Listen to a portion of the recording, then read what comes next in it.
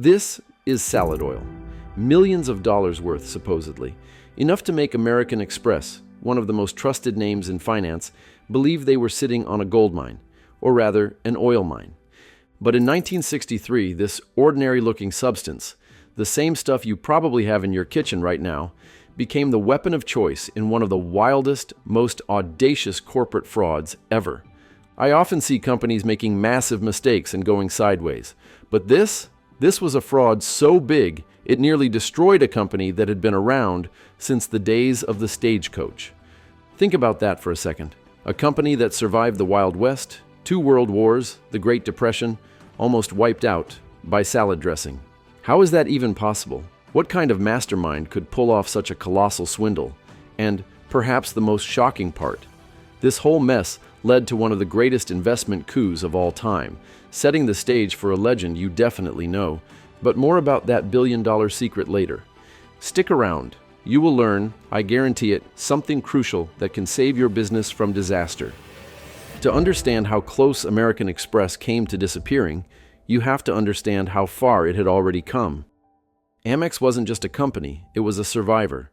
Born in 1850, it didn't just deliver mail, it protected money, gold, securities, often in literal strongboxes. Employees risked their lives transporting valuables across a lawless frontier. This was a company built on reliability, on grit, and over time, it evolved. First with money orders in 1882, then traveler's checks in 1891. That move alone made them a financial household name.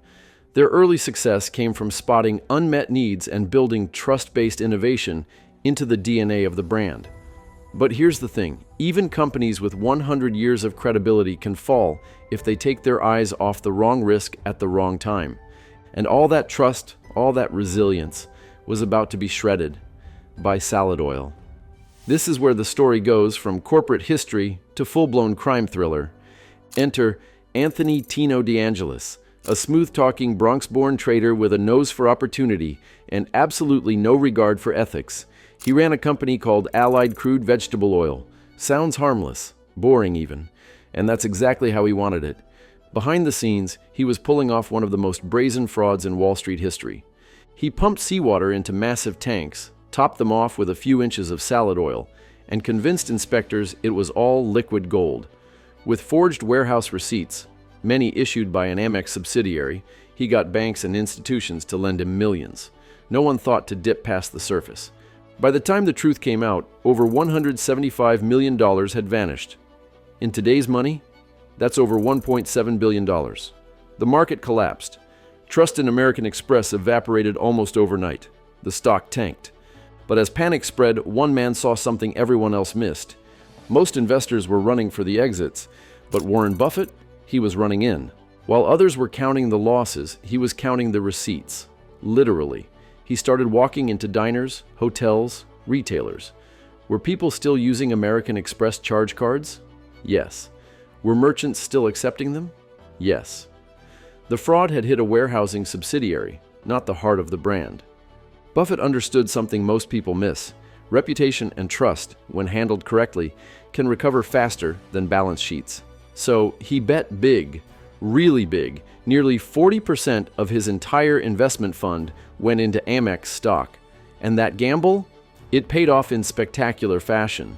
It was one of Buffett's first legendary moves, and the origin of one of his most iconic lines, "Be greedy when others are fearful."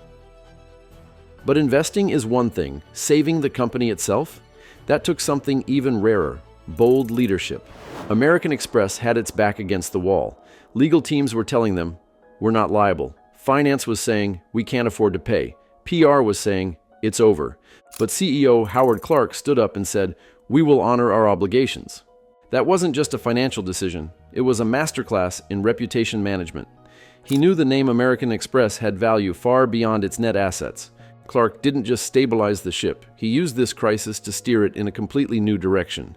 But how do you rebuild an empire from the ashes of a scandal? You pivot. If this kind of resilience and bold decision-making inspires you, there's one book I recommend every entrepreneur read, The Obstacle is the Way by Ryan Holiday. It's about turning adversity into advantage, the exact philosophy Clark used to steer Amex back from the brink. I've even summarized it in a video right here on the channel. Check the description for the link. Now let's get back to how AMEX turned a catastrophe into its greatest comeback. Lesson 1.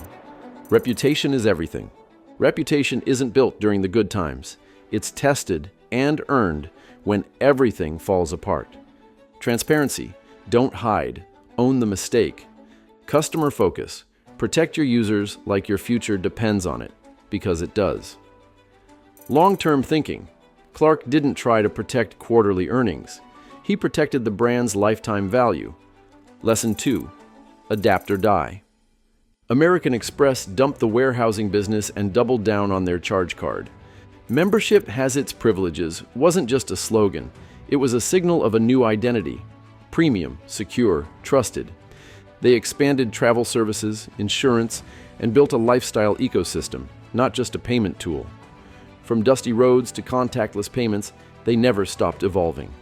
Lesson 3. Risk management is non-negotiable. Internal controls. Even your most boring departments can become the source of disaster if left unchecked. Due diligence. Never outsource responsibility for verification. Contingency planning. Your worst-case scenario needs a strategy before it hits. And here's the kicker. American Express didn't just survive the storm, they became stronger than ever. Today, American Express is in over 130 countries, over $50 billion in annual revenue, millions of cardholders, and still considered one of the most trusted names in financial services. What saved them wasn't technology, it wasn't luck, it was clarity, courage, and character.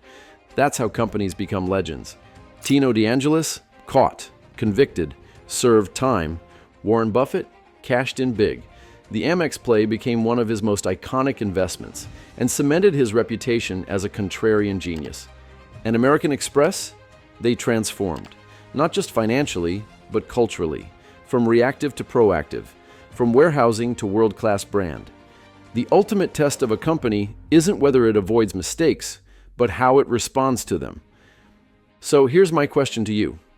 What's your company's salad oil moment? What challenge are you facing right now that might feel impossible, but could become your greatest opportunity?